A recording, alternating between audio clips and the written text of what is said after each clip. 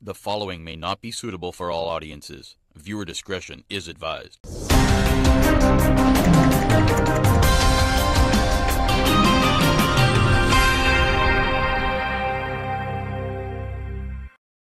Prime Minister Dr. Keith Rowley denies allegations by the opposition that he breached COVID-19 exposure protocols. Prime Minister Dr. Keith Rowley yesterday said that contrary to claims by opposition leader Kamla Persad-Bissessar, he did not have any symptoms on the Friday or Saturday before he was diagnosed with COVID-19. On Friday, Persad-Bissessar and United National Congress (UNC) MPs boycotted the parliamentary sitting at which the anti-gang bill was debated.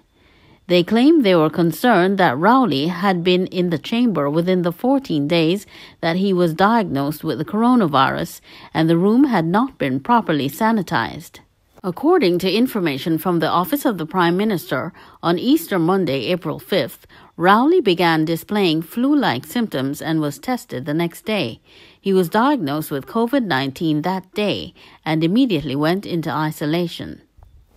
It falls to me to confirm that I had no symptoms on Friday 26th and Saturday 27th of March as untruthfully presented by the opposition leader in a quest to politicize my medical condition, Dr. Rowley said. My flu-like symptoms first appeared on the 9th of April 5th.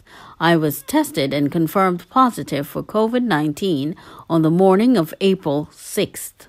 The Prime Minister said, according to the standard protocol, once symptoms are observed, the medical team will check contacts 2 to 3 days prior.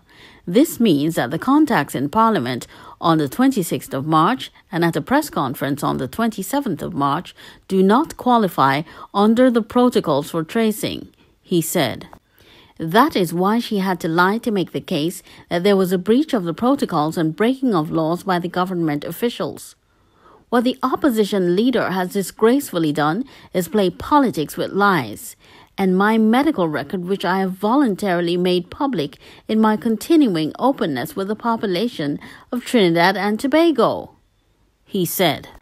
Dr. Rowley said, contrary to the UNC's misinformation, there was no need for extra sanitizing of Parliament to allow them to return, since what they claim never occurred. This being so, it is now clear that it is when she returns to the Parliament that hopefully it will be sanitized so that decency and the truth may find a seat amongst them. The country will certainly be better off for it, he said. Rowley's statement came hours after epidemiologist Dr. Avery Hines said the same thing. At the Ministry of Health's COVID-19 update yesterday, Hines said contact tracing for Dr. Rowley would only include those who were in contact with him 2 days before he presented with symptoms. The Prime Minister was diagnosed on Tuesday, and therefore only those around him from the Sunday before would have to be tested. We are aware that the symptoms he had would have started around the 5th.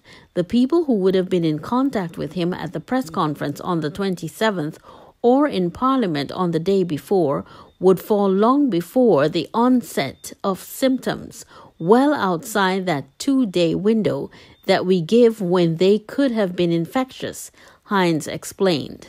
He said subsequent questions about contact tracing those who came into contact with the Prime Minister before April 6th did not apply. If the symptoms start on a given date, we move 2 days backwards, and this is based on the updated and existing WHO World Health Organization guidance for contact tracing, he said. Hines said those in the Prime Minister's presence before that date are not at risk of exposure. Hines' clarification is timely as on Friday the opposition refused to participate in debate on the anti-gang legislation, claiming that the Prime Minister was seated in the chamber on March 26th and the room had not been sanitized in keeping with COVID-19 regulations. What's your verdict? Do you think the Prime Minister breached COVID exposure protocol? Or do you believe that opposition leader Kamla Bissessar is politicizing the Prime Minister's illness?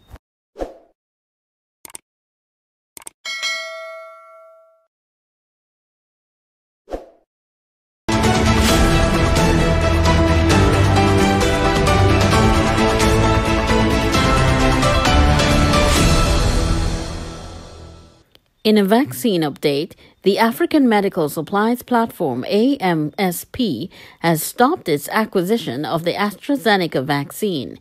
In February, T&T signed off on the purchase of COVID-19 vaccines through this facility. The AMSP had initially made available to CARICOM states a block of 1.5 million doses of vaccines and had a confirmed receipt of T&T's pre-order of 226,000 doses. The order included supplies from AstraZeneca. As far as I'm aware, there was never any firm commitment from the African Union. There were several discussions from multiple places, Hines said at first, which contradicted details given by the government on the same issue in February.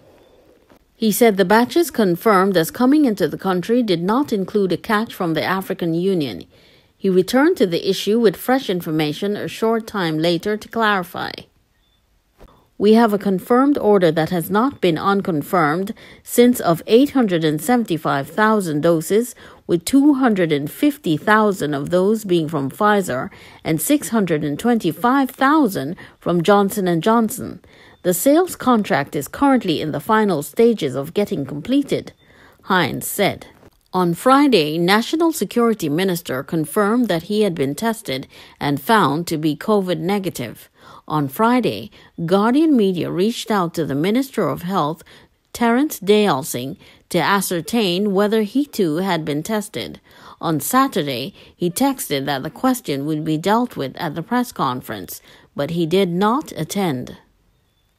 In its 4 p.m. update, the Ministry of Health said that there was 1 additional death and 59 new COVID cases, taking the number of positive active cases to 513. The new cases were from samples taken between April 7 to 9. To date, 7,146 people have been vaccinated against COVID-19.